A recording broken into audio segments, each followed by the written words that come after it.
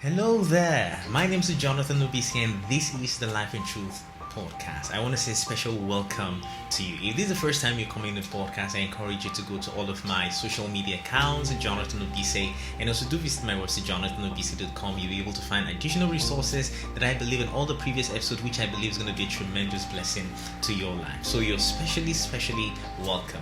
Today I'm going to be talking about how I learned to play the piano and the lessons it taught me about life, right? Yeah. So now this is going to be a short story. I'm going to be sharing, embarrassing moments, while I was learning the piano, and I'm just going to give a story and some of the lessons I picked. I want to believe you're going to pick a thing or two from this. Okay. So yes, of course, I started playing the piano while I was in secondary school. Yes, I think while I was in secondary school. So this was what happened. I was in the children choir at the time, so we sing songs and all of that. But I didn't have a personal piano. So, but I loved music. I've always loved music. And at this time, I was in secondary school, and it happened that they brought someone around to teach us how to play musical instrument, to teach us music and musical instrument. So as it happened, they said when we came for the practice, and the tutoring and all of that, a lot of us, wanted to learn the piano, and the tutor said, "Oh no, that you all can learn the piano, just that what he even said was that everyone is going to learn the piano, right? But that for now you need to go pick some other instrument to learn, because we have some other instrument, the violins, trumpet, and things like that. People are not picking those instruments, viola or viola. Those instruments were there. Nobody was picking them. He said, okay, no, everybody gonna learn the piano. Go pick some other instruments. So, and that was how I decided to go pick the violin. So officially, the violin was the first instrument I learned how to play. But my eyes was on the piano. And I knew that I had to learn, the piano. Now, in the course of my learning, I've had a lot of teachers, in secondary school, people who just show you around, when I joined, the choir, the youth choir, teenagers mostly, I had people who, showed me around, taught me this, taught me that, taught me this, I had all of that. But now, the part where I really, I'll just say when I really got into, really learning the piano was after my secondary school. Now, after my secondary school, the period before, after your exams, and then you're waiting for admission and all of that, I had some time, so I decided to really pour myself into learning the piano. And at this time, I decided to go to the church, right, every night to practice or to play the piano. Now, this was more like a personal vigil. I just go to church, and I play and practice. Now, I had this book called Smallwood. Okay, so Smallwood is a piano tutor. So at this time, I could read some music. I knew some music, so I would pick the Smallwood piano tutor. I would read music. I would teach myself how to play, the classical stuff, different keys. I was doing all of that, and I would go to church every night. Now, you must understand that. And this time, security was not really a thing. The environment I lived at the time was really secure. I lived in the northern part of Nigeria, Gombe specifically. For some of you who might not, if you're watching from northern Nigeria, so Gombe is the northern part of Nigeria. So I lived there. At this time, there were issues. So as a young boy, as a teenager, I could leave my home and go to church, and nobody cared. Nobody cared in the sense that nobody was afraid anything was going to happen, because it was secure. There weren't problems. So I'll go to church. I'll spend the whole night. I'll practice and practice and practice. I tell you, I can't recall a time I went to church and I was sleeping while practicing, or I even wanted to sleep, because I was so passionate. I wanted to learn. So I would go with my Smallwood. I would read the Smallwood. I would practice the exercise. I'll practice exercises. I remember several instances where I would play until morning. And then when it's morning, when it's about time to go home, I would literally not want to go home, because I was enjoying what I was doing. I was enjoying myself. I was really enjoying myself, right? I was doing stuff. Now I learned how to play and blah blah blah. Let's started playing. I think my first classical piece that I played was Four Ellis. Okay, I don't play. As mad, I don't think I play classicals now, but that was the first classical piece I learned, and I taught myself. Also, I downloaded the music sheet. I remember I'll go online, go on the internet. I'll download musical pieces. I'll be practicing and things like that. Well, all of that is now history. But you see, I had embarrassing moments. Now, the first one I want to share with you was this. We had a youth program. So we had this youth leader. We used to call them, they're called youth coordinators. So we had a youth leader in the youth fellowship. And we had a special program where we're supposed to play. Of course, we're supposed to sing and play and all of that. But the person who was to play for us at the time, they had transferred, they had left town. So officially, we had nobody to play the piano. Now, I was learning at this time. Now, I must tell you that even at this time when I was learning, I had friends who, when I played, would be like, "No, Jonathan, you're making noise. Come on, leave this thing. Go do something else. You're just disturbing the music we're doing," you know? I would have been discouraged. I had a lot of instances where I would have been discouraged. So, anyways, back to the story.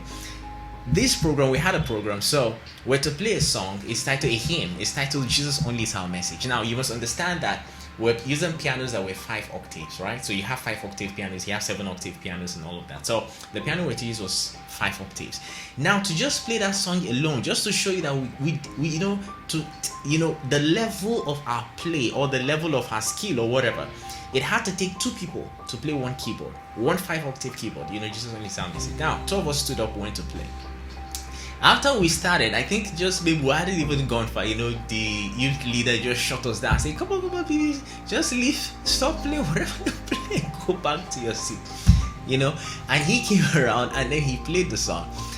Now, in hindsight, it's not like he can play, but at least at that time he could play better than us. So it was embarrassing. I can tell you, it was embarrassing because he just told us to leave the piano. Let's just go and sit down. It was embarrassing. But you see, at that time, I really did not take it to heart because I was consumed with my passion to learn. So it wasn't really a problem, but that happened. Now, there was this other time we're in church. So where I was fellowshipping, also the person who was to play was not around, and then the person who was leading the praise and worship, the chorus session was leading, and there was nobody to play the piano. So I thought, I should go play this thing, right? So I stood up from my seat. I was supposed to go around the church and then come to where the piano was and play.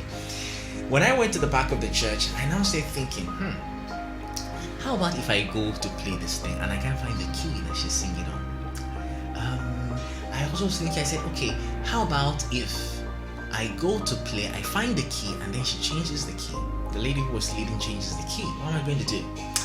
That was how I was just thinking and ruminating over many things. To cut the long story short, the session finished and I just left where I was and I just came back and sat down on my seat. Well, so I didn't play anything, right? So I came back and sat down. And that was it. All of that is now history, right? Because, that's a while ago. But all of those things happened, but it did not deter me, from learning. Now, the life lessons, right, I learned. Number 1, I learned about the power of passion. Now, you must understand that when I, started learning, I did have a piano. In fact, my parents never bought any piano for me, right? And all of that, they never bought. But I learned the power of passion. And it is said that when the student is ready, the teacher will appear.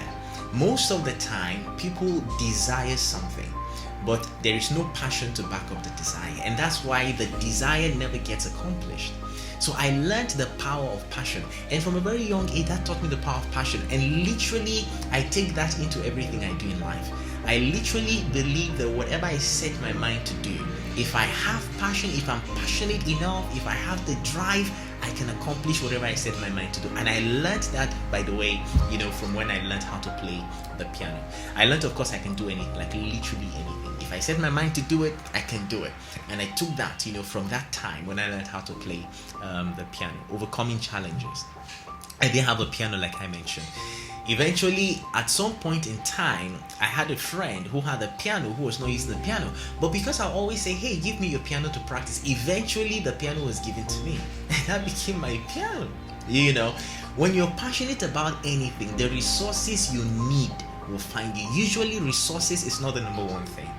If you're passionate about something, the resources will find you, but the passion must be there.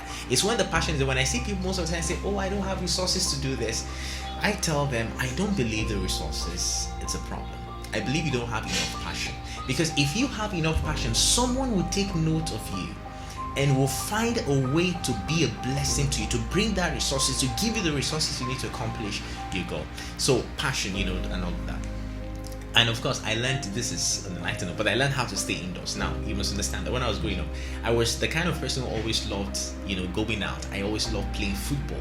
I remember many times my mom would come back from work, and where I used to play football was not too far from the house, so she would shout my name, Jonathan. That was the name, by the way, she called me, but I'm not going to say that. So she would shout my name, Jonathan, and I would be like, oh my God, it's back again. And now I head back home. I loved playing football, but when I started playing the piano, learning, how to play the piano, I started becoming more indoors. I would stay at home, I would learn, I would read music, I would learn musical pieces. I became a lot more indoors, till date, I'm an indoor person. During the last pandemic, I hardly went out, I hardly go out of the house. I could literally stay in without even turning the knob, of the knob that leads outside. So I really learned how to stay indoors, and that's courtesy of my learning, of the piano. And then lastly, it taught me how to avoid regrets. Now, this is it. This is very important, right? Because you meet a lot of people who tell you, oh, I wish I could do this. I wish I had done this. I wish I had done that. Personally, I don't love to, or I don't like having those kind of, things come to mind. That I wish, if I set my mind, if there's something I love and I, desire and all of that, I pursue after it. Because I don't want in the next 5 years, next 10 years, I come back and I'm having regret over things I wished I should have done. No, whatever is worth doing is worth doing well, and it's worth doing now. And I learned all of this as a result of my playing of the piano. So this is it. My short story of how I learned the piano, and also the life lessons it taught me that I continue to live by today. I want to believe this has been a blessing to you. So please do not hesitate to subscribe if you haven't done so. Like, share, and let this be a blessing to someone. Thank you so much for listening, and I look forward to sharing more with you on the next episode. Thank you so much, and God bless you. Bye-bye.